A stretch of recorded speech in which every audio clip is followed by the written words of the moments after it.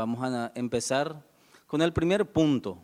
Cuando en 1869 los aliados entran en Asunción, se instala el gobierno provisorio, y este gobierno provisorio integrado por Cirilo Antonio Rivarola, José Díaz de Bedoya y Carlos Loizaga, instalan un cuerpo municipal. Este cuerpo municipal fue la encargada de crear una instancia educativa que no existía anteriormente en el Paraguay, que fue la Inspectoría General de Escuela. Y el primer inspector general de escuela fue don Jaime Sosa. A partir de ahí la educación empieza a ser descentralizada. Es importante recordar que durante todo el periodo colonial la instancia encargada por velar por la educación fue el Cabildo de Asunción. Ya en la época independiente, con la Junta Superior Gubernativa, el gobierno del doctor Francia, el segundo consulado y el gobierno o los gobiernos de los López prácticamente fueron manejados por los presidentes, en caso de don Carlos Antonio López y el mariscal Francisco Solano López, también el dictador doctor José Gaspar Rodríguez de Francia. Y a partir de este momento se crea una instancia que fue muy importante, que fue la Inspección General de Escuela. Con eso se inicia el proceso de descentralización administrativa de la educación paraguaya. El segundo punto que marca el proceso histórico de la reorganización paraguaya en cuanto a lo educativo en la posguerra fue la creación de la Escuela Central de Niñas a cargo de la insigne educadora doña Asunción Escalada.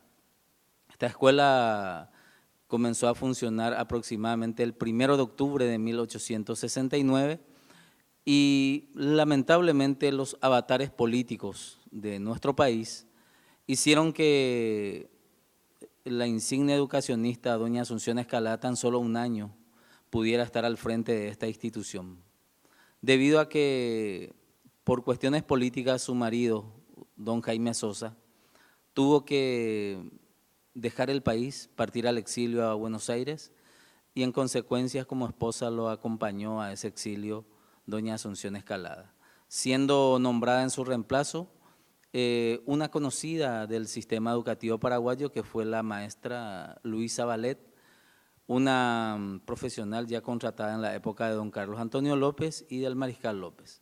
Volvía después de cuando la guerra estaba ya por sus últimos tiempos. Bueno, lo importante que la creación de la Escuela Central de Niñas marca un hito en cuanto a la educación femenina institucionalizada en el Paraguay.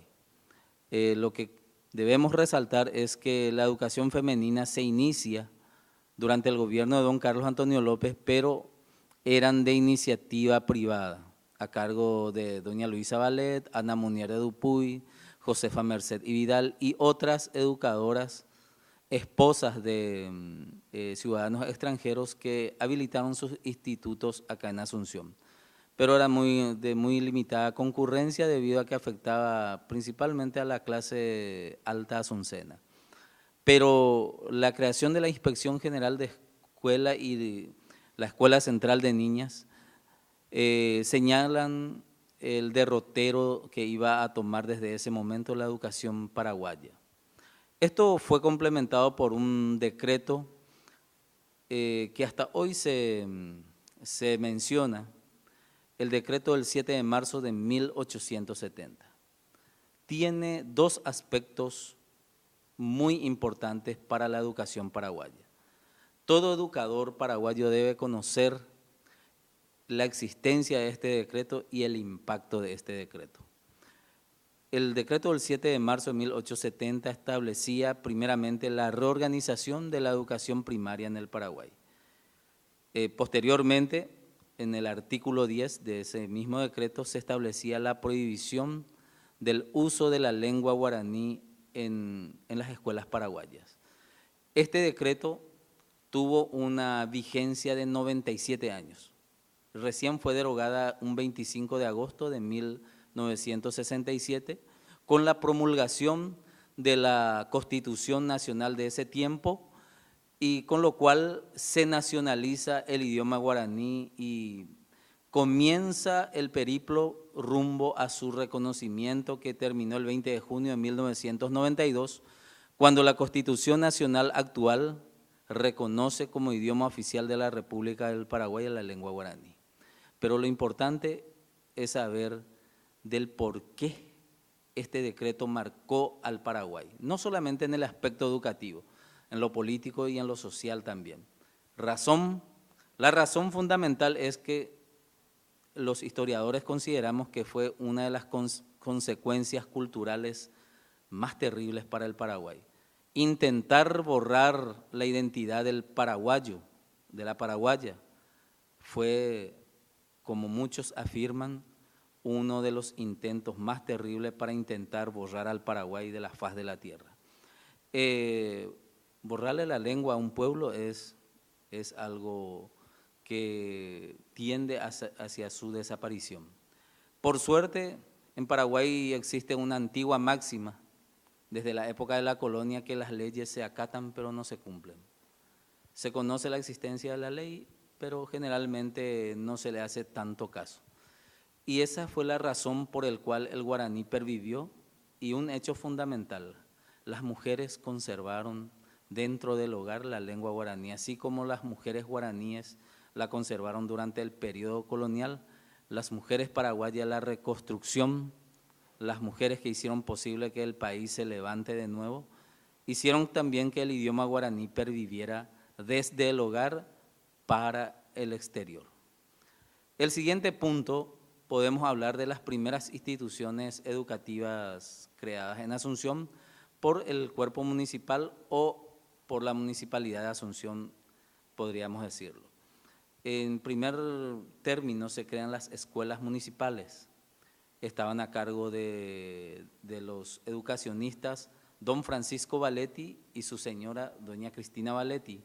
Este matrimonio manejaba la escuela de varones, primera y segunda sección, que estaba a cargo de don Francisco Valetti, y la tercera sección, que era de niñas, que estaba a cargo de doña Cristina Valetti. Interín se crea un colegio municipal a cargo de don Alejandro de Biertinghoff, un ciudadano alemán, de origen alemán, que vino a intentar radicarse en el Paraguay, pero las condiciones no estaban dadas. Don Alejandro tuvo que abandonar a los 1 año el país porque las condiciones de vida eran muy precarias en la capital paraguaya.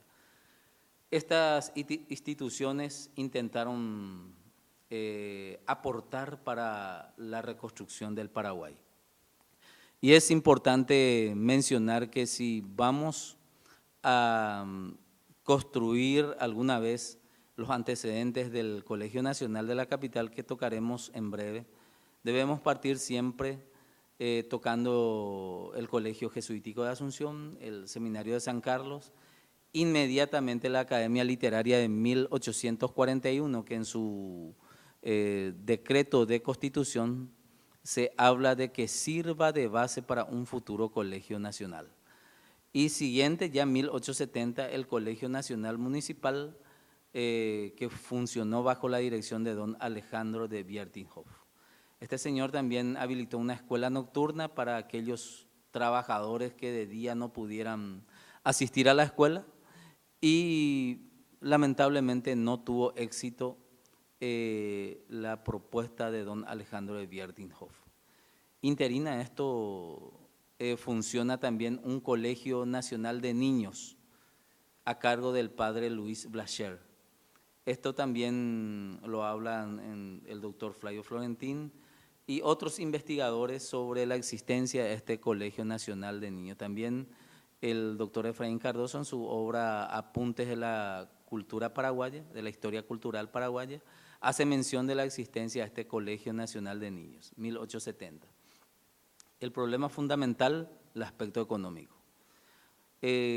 Tanto don Alejandro de Biertinghoff, el matrimonio Valetti y otros tuvieron que dejar el Paraguay a causa de la imposibilidad de la subsistencia.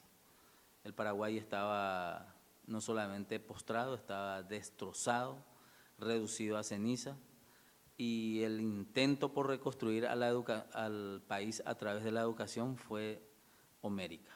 Siguiendo con el aspecto educativo de la posguerra, llegamos a 1872, en donde se hizo el gran intento por fundar un colegio nacional de nivel secundario, que se lo conoce en la historiografía paraguaya como Colegio Nacional Municipal, que funcionó bajo la dirección del doctor Facundo Machaín.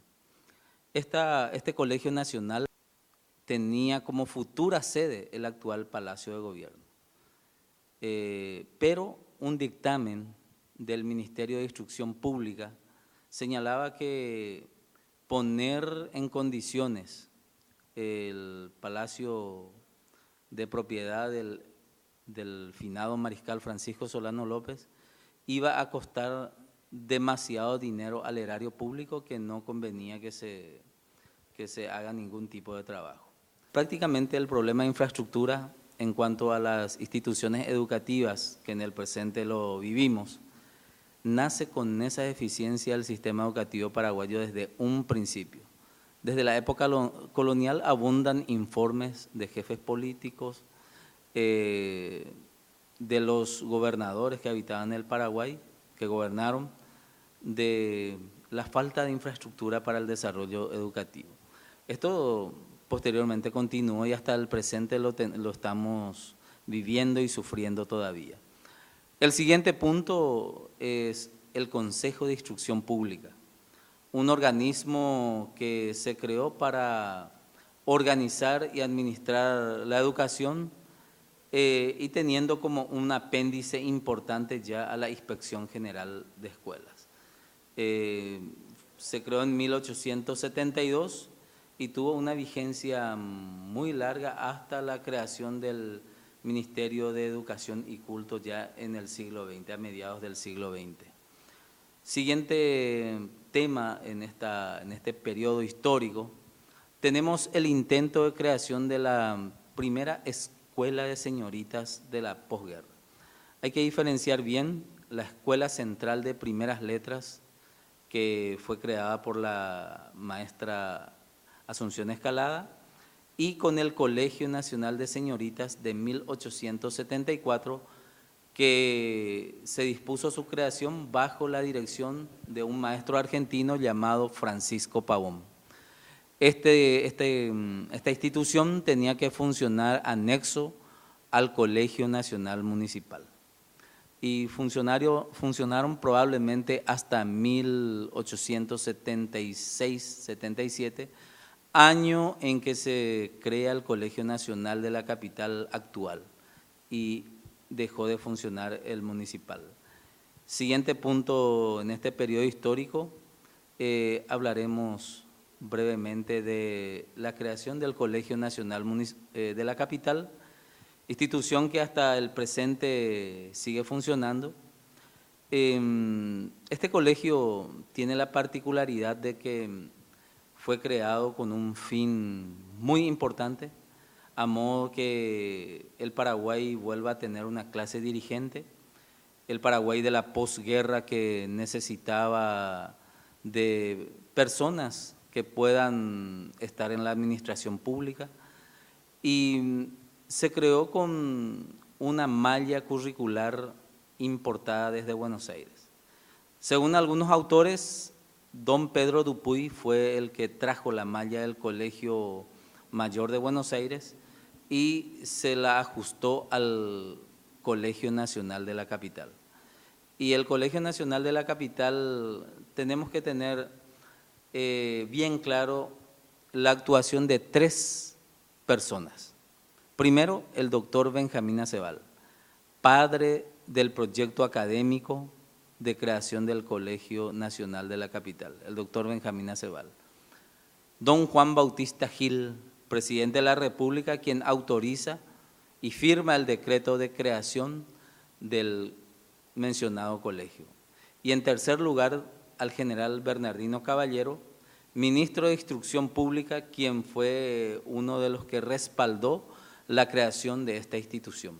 Por eso Cuando hablamos del Colegio Nacional de la Capital, no nos podemos sustraer de la existencia y del aporte de estas tres figuras de la historiografía nacional. El Colegio Nacional de la Capital fue fundado un 4 de enero de 1877, pero ese año no pudo funcionar debido a diversos factores: problemas con el local, falta de recursos humanos, falta de alumnos necesarios y por sobre todas las cosas, la falta de recursos económicos. Tardó un año el Colegio Nacional desde el momento de su creación para su funcionamiento. Entonces empieza a funcionar, su inauguración se dio el 28 de abril de 1878, un día domingo, a las 16 horas aproximadamente se hizo la inauguración.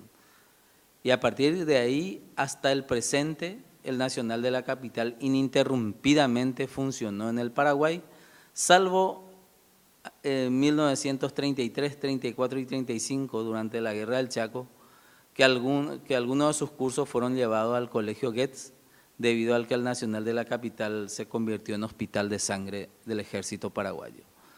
Siguiente tema en este periodo glorioso del Paraguay y poco estudiado, podemos tener la reapertura del seminario conciliar. El aspecto religioso en el Paraguay tiene también su importancia, y en 1880 se reabre el Colegio Seminario Conciliar de Asunción bajo la dirección de un sacerdote francés, el padre Montaigne. El padre Montaigne encabezó o dirigió este seminario, y de allí salió uno de los obispos más grandes que tuvo el Paraguay, Juan Sinforiano Bogarín. Entonces, de a poco el Paraguay se fue reconstruyendo. Pero hay algunos datos en este decenio que es importante que como educadores nosotros conozcamos. ¿Cuál era la situación docente entre 1870 a 1880, en este periodo de 10 años de reorganización? Probablemente fue el peor periodo histórico para el sector docente en el país.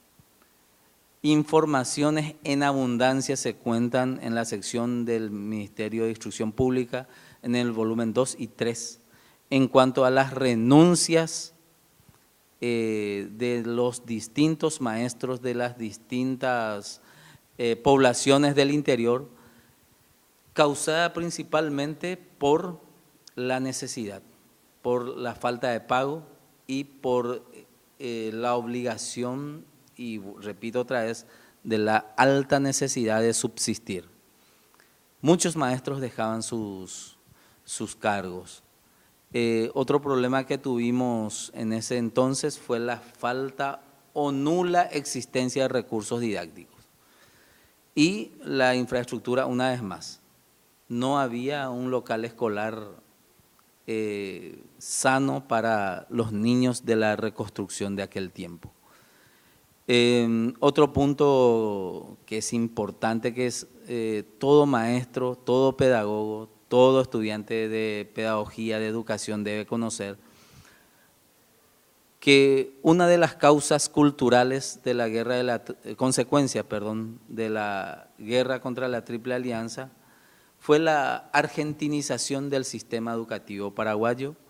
Otros lo llaman extranjerización del sistema educativo paraguayo. Para mí las dos cosas igual. ¿En qué sentido? Se empiezan a utilizar materiales argentinos en abundancia en el país, los manuales y principalmente textos de historia. Y lo dijo el gran maestro Ramón Indalecio Cardoso en su libro Mi vida de ciudadano y maestro, página 18 aproximadamente, en donde él hace una mención sobre cómo los maestros de la época extranjeros se burlaban de la historia paraguaya. Y eso es doloroso.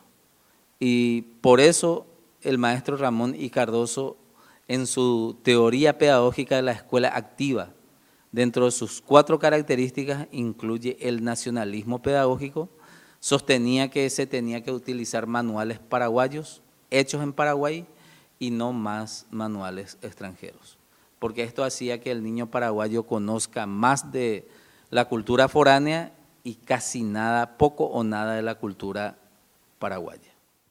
Prosiguiendo con la educación paraguaya en la posguerra contra la Triple Alianza, llegamos al decenio de 1880. Y a partir de 1880 el Paraguay tuvo cierta tranquilidad política, ya con el presidente, el general Bernardino Caballero, y un hecho resaltante. 23 de diciembre de 1881, con el decreto firmado por el mencionado presidente, se establecen la graduación de las escuelas paraguayas, y este decreto es conocido como Reglamento de Instrucción Primaria. Algo muy importante para manejar es que los grados en las escuelas, el primer grado, segundo, tercero, cuarto grado, aparece recién desde 1881, 23 de diciembre de 1881. Anterior a eso, durante todo el gobierno de los López, Francia, la posguerra inclusive, y todo el periodo colonial, los maestros realizaban sus tareas docentes según su área de enseñanza, por mencionar los catoneros, los cartilleros, los escribientes, los que hacían palotes, los lectores. De acuerdo a cada actividad de aprendizaje nada más se dividían los grupos de niños, y cada grupo tenía 1 hora de clase por día nada más. El horario de clase inicial era a las 6 de la mañana. De 6 a 8 probablemente entraba el primer grupo, 8 a 10 otro grupo, 10 a 12. Después una pausa larga y a las 15 horas hasta las 17 entraba el último grupo. Y era un maestro nada más, un maestro, y aproximadamente 124 niños tenía la Escuela Central de Primeras Letras manejada por Joseph Gabriel Telles. Y un solo maestro y un auxiliar de docencia, digámosle, que fue don Antonio Quintana. Eran los encargados de la Escuela Central de Primeras Letras. Y este decreto de la graduación de las escuelas paraguayas cumple con el principio pedagógico establecido o defendido por Juan Amos Comenio. Comenio es uno de los que habló de la división de las etapas de aprendizaje de los niños. En fin, y Paraguay, 1881, hace la inauguración de la organización, la primigenia organización de la educación primaria en el país.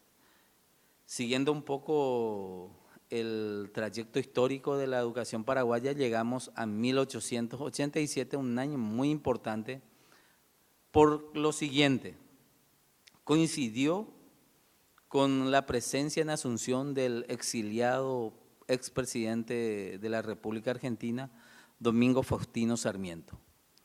Y de acuerdo a algunas fuentes, Sarmiento influyó para que en Paraguay se establecieran 2 leyes: la Ley de Educación Común de 1887 y la Ley de Creación de la Superintendencia de Instrucción Pública. Entonces se estaba avanzando lentamente en la organización del sistema educativo paraguayo. Y 2 años más tarde el sistema educativo paraguayo se completaría con la fundación de la Universidad Nacional de Asunción por la Ley de Educación Superior del 24 de septiembre de 1889. La ley que crea la Universidad Nacional de Asunción, y esta ley trajo como anexo la creación de 4 colegios nacionales del interior, que son la de Villarrica, la de Encarnación, la de Concepción y la de Pilar. Entonces, algo paradójico, el sistema educativo paraguayo se construyó de manera bastante irregular, por usar un término, porque primero empezamos por la secundaria. Empezamos con la creación del Colegio Nacional de la Capital, 4 de enero de 1877. Después hicimos un retroceso. Se establece la estructura de la educación primaria con el decreto del 23 de diciembre de 1881, donde se establece la graduación de las escuelas. Y finalmente saltamos al 24 de septiembre de 1889, cuando se crea por ley la Universidad Nacional de Asunción, gracias al proyecto defendido por don José II de Cut Egusquiza.